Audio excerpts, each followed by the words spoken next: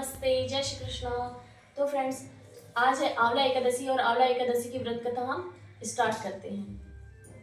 फागुन मास शुक्ल पक्ष की एकादशी आमलिका एकादशी कहलाती है। भगवान श्री कृष्ण बोले, हे धर्मराज, अब मैं तुम्हें फाल्गुन मास शुक्ल पक्ष एकादशी की व्रत विधि और महात्म्य बताता हूँ, ध्यान से सुनो। त्रेता युग में एक दिन महान राजा माधांता ने वशिष्ठ जी से पूछा कि हे द्विज श्रेष्ठ, यदि आपकी मुझ पर कृपा दृष्टि हो तो किसी ऐसे व्रत को बताइए जिसको करने से मेरा कल्याण हो सके।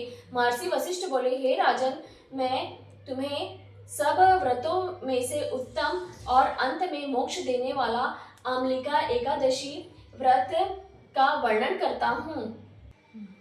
यह एकादशी फागुन मास के शुक्ल पक्ष में होती है। इस पवित्र व्रत के करने से समस्त पाप नष्ट हो जाते हैं। इसका पुण्य 1000 गौदान के फल के बराबर होता है तथा इस व्रत को करने वाले अंत समय विष्णु लोक को जाते हैं। अब मैं आपसे एक पौराणिक कथा कहता हूँ, ध्यान पूर्वक सुनिए।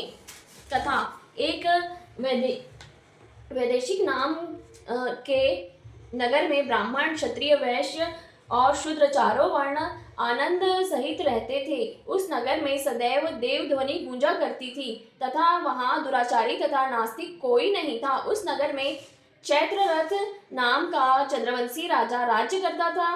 वह अत्यंत विद्वान तथा धार्मिक प्रवृत्ति का था। वहां कोई भी व्यक्ति दरिद्र व लोभी नहीं था। सभी नगरवासी विष्णु भक्त थे और एकादशी का व्रत किया करते थे। एक समय फागुन मास के शुक्ल पक्ष की आमल नामक एकादशी आई। उस दिन राजा, प्रजा तथा बाल वृद्ध सब ने हर्षपूर्वक उस एकादशी का व्रत किया। राजा अपनी प्रजा के साथ मंदिर में जाकर पूर्ण कुंभ स्थापित करके धूप दीप नैवेद्य पंचरत्न आदि से धात्री का पूजन करने लगे। इस प्रकार स्तुति करने लगे, हे धात्री, तुम ब्रह्म स्वरूप हो, तुम ब्रह्मा जी द्वारा उत्पन्न हो और समस्त पापों को नष्ट करने वाले हो, तुमको नमस्कार है।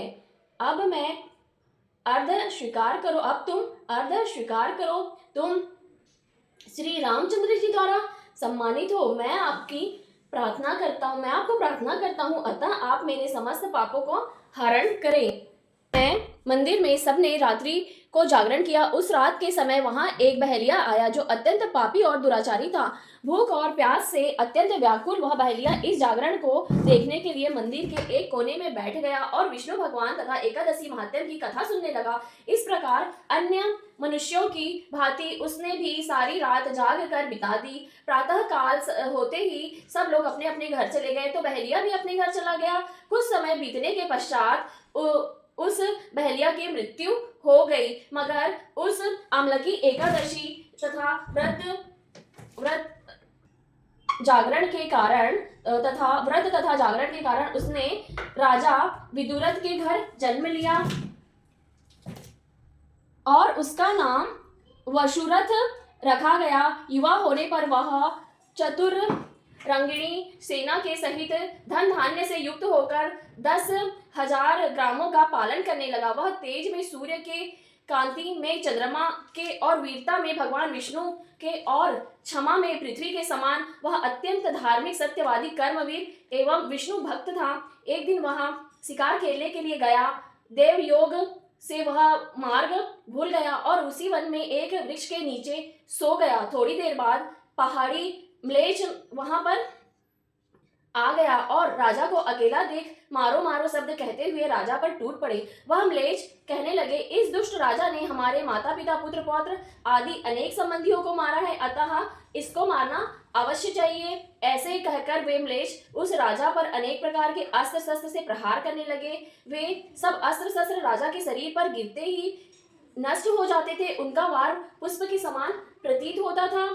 अब उन म्लेच्छ ने अस्त्र शस्त्र उल्टे उन्हीं पर प्रहार करने लगे, जिससे वे मूर्छित होकर गिरने लगे। उसी समय राजा के शरीर से एक दिव्य स्त्री उत्पन्न हुई। वह स्त्री अत्यंत सुंदर होते हुए भी उसकी भुकुटी टेढ़ी थी। उसकी आंखों से लाल लाल अग्नि निकल रही थी, जिससे वह स्वयं महाकाली के समान प्रतीत होती थी। वह स्त्री म्लेच्छों को मारने, दौड़ने और थोड़ी ही देर में उसने सब म्लेच्छों को काल के गाल में पहुंचा दिया।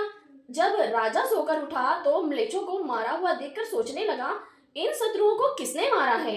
इस वन में मेरा कौन हितैषी है?